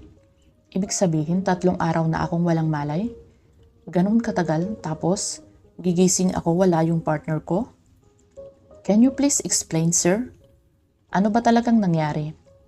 Di makapaniwalang tanong ni Raul sa kanya. Medyo okay na ang lagay niya kanina. Pero nang narinig niya ang balita ni Mr. Mendoza, ay parang gusto niyang mag-collapse ulit at matulog baka sakaling panaginip lang ang lahat at ginugood time lang siya. Pero sa klase ng hagulgol ni Jenny, mukhang hindi ito nagbibiro. May nagtip sa amin tungkol sa kinaroroonan ni Mr. Yao at ng mga anak niya. Sumugod mag-isa si Nathan, pero may mga kasama siyang tauhan mula sa hanay ng mga sundalo. Pero patibong lang pala ang lahat. Naubos ang mga tauhan niya. Pinilit niyang hulihin si Leandro, pero pinasabog nito ang sinasakyan niyang motorboat. Nagkalasog-lasog ang katawan ni Nathan at nawala na ito sa karagatan. Gabi nangyari ang labanan, kaya hindi na namin nahanap ang bangkay niya. "Gago ka, Nathan!" Sigaw ni Raul sa hangin. Napahawak siya sa kanyang dibdib. Hindi niya mapigilan ang pagtulo ng kanyang luha. Parang kapatid na rin ang turing niya dito. Pareho silang walang pamilya ni Nathan, kaya silang dalawa ang magkaramay sa lahat ng oras. Kaya hindi siya makapaniwalang basta na lamang ito mawawala. Huminahon ka, Kuya Raul. Baka mapasama ka pa. Ipinilin ka pa naman ni Kuya Nathan sa akin na magpagaling ka raw. Humihikbing sabi ni Jenny sa kanya. Pinilit niyang ikalma ang kanyang sarili. "Alam na ba to ni Tamara?" Tanong niya dito. Hindi ko alam kung ako ba ang dapat magsabi sa kanya nito. Dahil hindi ko naman alam ang relasyon nilang dalawa. Pero dapat lang na malaman din niya na wala na si Nathan.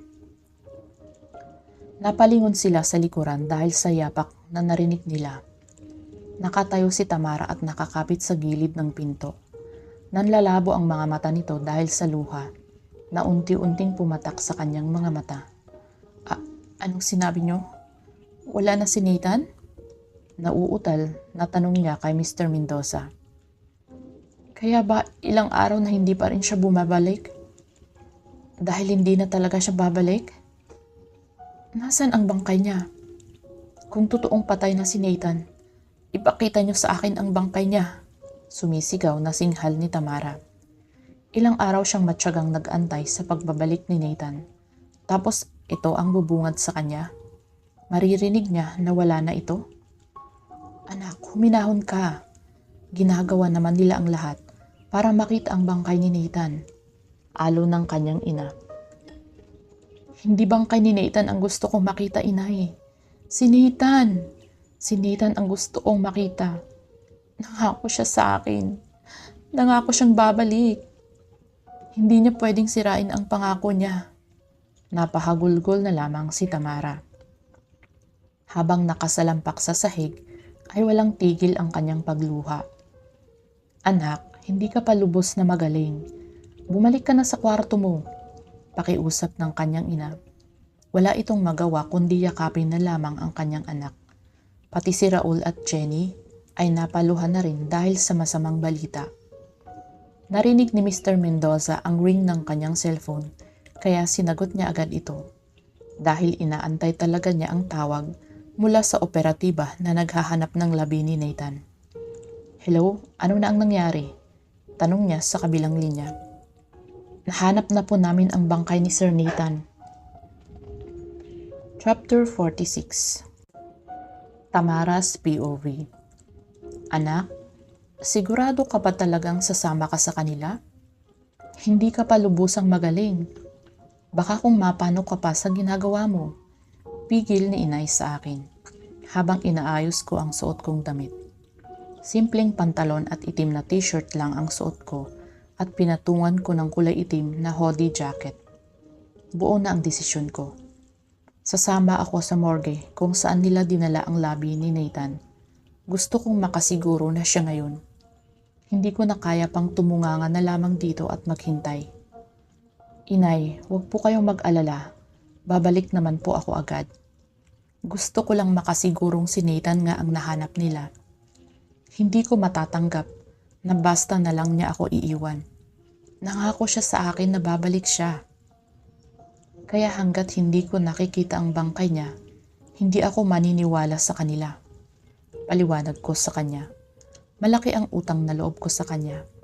Niligtas niya ako mula sa patapon ko ng buhay at pati na rin ang aking pamilya. Hindi ako makakapayag na basta na lamang niya ako iiwan. Ngayon pa na gusto ko nang mabuhay kasama siya, na gusto ko na ring maging masaya, ngayon pa niya ako iiwan. Niyakap ako ng mahigpit ni inay. Dumalaw na rin ako kay Itay kanina at bumubuti na rin ang kalagayan nito. Mario, Lisa, kayo na ang bahala kay inay at Itay. Babalik din ako agad, okay? Huwag kayong mag-alala, safe kayo dito. Paalam ko sa aking mga kapatid. Ate, mag-iingat ka. Bumalik ka agad ha, wika ni Lisa. Tumango ako sa kanya at tinapik ko naman ang balikat ni Mario. Kaagad akong lumabas ng kwarto dahil inaantay na ako ni Mr. Mendoza sa ibaba. Sasakay kami ng helicopter patungo sa hospital na pinagdalhan sa labi ni Nathan. Magkahalong emosyon ang aking nararamdaman. Kapag totoo ngang wala na siya, hindi ko siya mapapatawad at pagbabayarin ko sila sa ginawa nila kay Nathan. Lumapag ang helicopter namin sa rooftop ng hospital. Marami ng tauhan ang nakapaligid sa pagbaba pa lang namin. Hindi pumayag si Mr. Mendoza na sumama si Raul dahil kakagising pa lamang nito at kailangan pang obserbahan. Kaya din siya pumayag na sumama ako. Pa! Tawag ng isang lalaki na sumalubong sa amin sa rooftop. Nakaitim din na jacket ito. Maganda rin ang tindig nito at malaki ang katawan. Ngayon ko lamang siya nakita at tinawag niyang papa si Mr. Mendoza. Brian, bakit kayo nandito? Nagtatakang tanong nito. Nalaman kasi ni Alexine ang nangyari kay Nathan. Kaya ayun, nagmadali siyang pumunta dito. Ano? Alam mo naman ang kondisyon ng asawa mo. Tapos pumayag ka pa na pumunta siya dito? Nauna na pala sa akin ang babaeng yun. Palagi kong naririnig ang pangalan niya kay Raul at nagkita na rin kami noon. Siya lang naman ang tumulong kila Nathan at Raul. Nakita ko din kung gaano siya kagaling humawak ng baril at alam ko na siya ang unang nagustuhan ni Nathan, pero dahil sa lalaking nasa harapan ko ay hindi niya pinili ito. Hay naku pa kung alam mo lang, kulang na lang pasayawin niya ako sa bala dahil nagmamatigas talaga ako na hindi siya pumunta. Pero wala na rin akong nagawa. Naiiling na lamang si Mr. Mendoza sa sumbong niya. By the way, this is Tamara, Nathan's girlfriend. And Tamara, this Brian, my son. Kaibigan niya rin si Nathan. Pakilala niya. Agent din ba siya at pati ang asawa niya? Tanong ko sa kanila. Tumango siya sa akin at bahagyang ngumiti. Yeah, let's go. Kailangan pa natin na mapasuri ang bangkay. Wika ni Mr. Mendoza. Nakasunod lang kami sa kanya. Pagpasok namin ng elevator ay tinungo namin ang ground floor. Naroon daw kasi ang labi ni Nathan. Habang papalapit kami sa morgue, hindi ko maiwasan ang kabahan. Kahit hindi ako naniniwala na si Nathan yun, base sa kwento ni Mr. Mendoza, ay imposibleng makaligtas siya sa pagsabog. Maraming pulis at sundalo ang nakapaligid sa daraanan namin. Hindi ko akalain na ganito kadami ang mga taong magbabantay sa pagdating namin. Kahit sugurin pa kami dito ay mahihirapan silang makalusot sa dami ng tauhan dito. Andito na tayo, wika ni Brian sa amin. Nasa bungad pa lamang kami ay nakita ko kaagad ang babaeng malaki ang tiyan. Ibang-iba sa Alexei na nakita ko noong gabing iyon. Ang babaeng nasa harapan ko ngayon ay buntis na at maternity dress ang suot. Hi Papa, bati niya kay Mr. Mendoza. Napatingin siya sa akin at ngumiti. Huwag kang mag-alala, narito ako bilang kaibigan niya. Tura niya sa akin. Hindi naman ako nagsiselos sa kanya. Noon lang yun. Pero ngayon na nagdadalang tao na siya, ay wala na akong dapat pagselosan. Lumabas muna kayo. Utos na Mr. Mendoza sa ibang tauhan na nag-iimbestiga na naroon. Tanging kami na lamang ang nasa loob ng morgue. Nakita ko ang bangkay na nakatakip ng puting kumot. Pigil ang hiningang humakbang ako papalapit sa bangkay ni Nathan. Ngunit nang tatanggalin ko na ang takip sa kanyang mukha, ay may kamay na pumigil sa kamay ko. Kaya napaangat ako ng tingin sa kanya. Huwag mo nang tignan, baka mandiri ka lang. Seryosong sabi ni Alex Zane sa akin. Hindi ako nandidiri. Sanay akong makakita ng ganito. Walang emosyon na sagot ko sa kanya. Tinanggal niya ang kamay niya sa nakahawak sa aking kamay. Kaagad kong inalis ang takip sa mukha ni Nathan. Napapikit ako pagkatapos kong makita ang sunog na kalahati niyang mukha. Diyos ko, salamat, bulalas ko. Hindi siya si Nathan, wika ni Alex Zane. Alam din pala niya na hindi yun si Nathan. Kahit sunog ang mukha nito at lumobo na ang katawan, dahil sa pagkababad ng matagal sa dagat, ay imposibleng hindi ko siya makikilala. Lumapit si Mr. Mendoza at tinignan din ang bangkay. Lumiwanag ang kanyang mukha at tumingin pabalik sa amin. Kailangan pa rin natin siyang ipalibing sa pangalan ni Nathan. Sigurado ba kayo pa? Bakit naman natin gagawin yun? Alam naman natin na hindi siya si Nathan. Tanong ni Brian.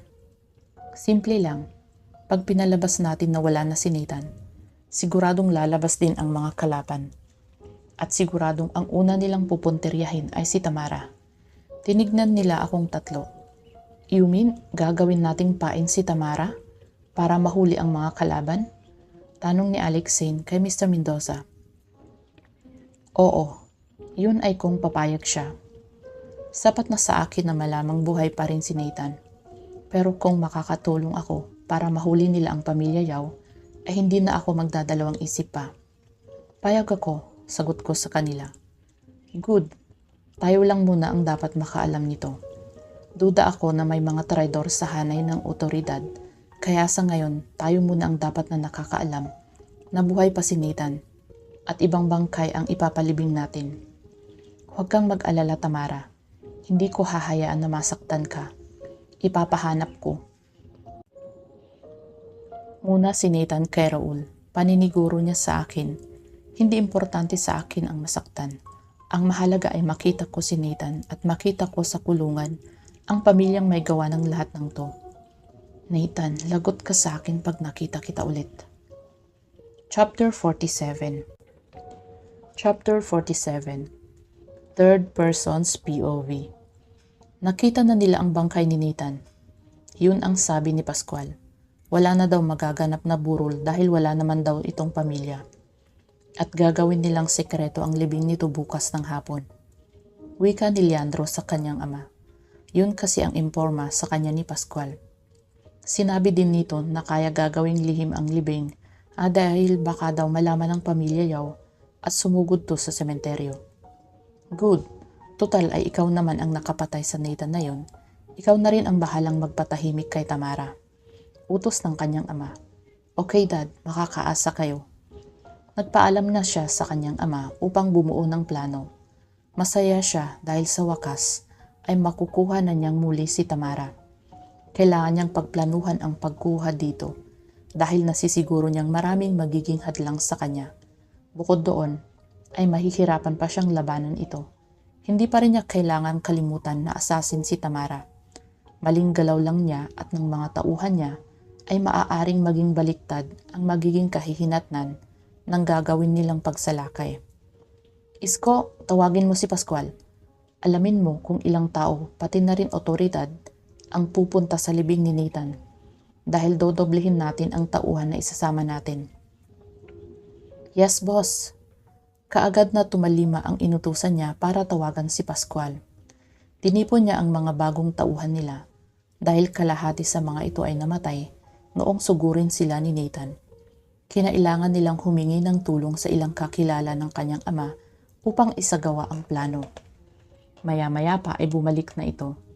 Boss, sabi ni Pascual ay lagpas 50 daw ang dadalo sa libing kasama na ang otoridad at si Tamara. Imporma sa kanya nito. 50? Masyado silang naging pabaya. Tawagan mo ulit si Pascual. Sabihin mo sa kanyang palitan ng mga tauhan natin, ang mga galamay at tauhan niya na magbabantay sa magaganap na libing. Nang sa ganun, masiguro natin na kaunting tauhan na lamang ang kailangan nating patayin. Utos niyang muli. Nakangising pinagmasdan ni Leandro ang baril na dadalhin niya bukas sa pagkuha kay Tamara. Taliwas sa utos ng kanyang ama, ay hindi niya ito papatayin, bagkus ay kukunin niya ito upang maging slave niya habang buhay. Hindi na siya makapaghintay na makitang muli si Tamara. Matapos na pumayag ni Pascual sa pagpalitin ang mga tauhan na sasama sa pakikipaglibing, pinapunta na niya ang mga ito. 20 katao ang hiningi ni Pascual sa kanya para ipalit sa mga tauhan niya. Maswerte na rin siya dahil umaayon ang lahat sa plano niya. Tanghali na lamang ay nasa sementeryo na sila upang hintayin ang magaganap na libing. Nakapaligid na rin sa lugar ang kanyang mga tauhan. Nasa loob sila ng van at kaunting oras na lang ay patungo na sila kay Tamara. Maging alerto kayo. Siguraduhin niyong hindi masasaktan si Tamara. Siya lang ang pakay natin, naiintindihan niyo? Yes, boss, sabay-sabay na sagot nila. Ilang minuto pa ang nakalipas ay natanaw na nila ang karo kung saan nakalagay ang labi ni Nathan. At kasunod nito ang ilang sasakyan. Sigurado si Leandro na isa sa mga sasakyan na naroon ay nakasakay si Tamara. At hindi nga siya nagkamali. Dahil nang makalapit na ang karo kung saan ililibing si Nathan, ay bumaba na si Tamara. Suot ang mahaba at kulay itim niyang damit na litaw ang likod. Hinahangin pa ang damit nito habang naglalakad. Sa likod ng kulay itim na karo, nakatali ang buhok nito pataas at nakashade ng kulay itim. Walang kulay ang kanyang labi. Sigurado si Leandro na nagluksa talaga ito dahil sa pagpanaw ng kanyang kasiktahan.